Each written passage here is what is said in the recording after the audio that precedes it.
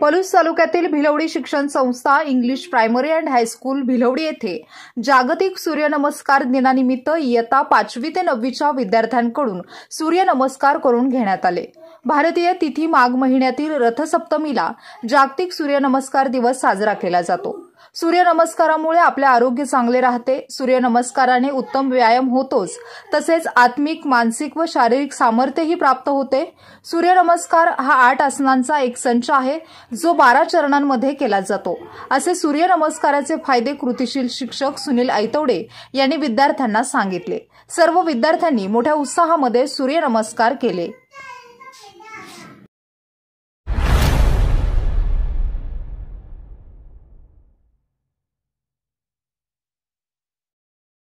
क्रांती सूर्य न्यूज, संपादक शशिकांत राजवंत। सबस्क्राइब करा,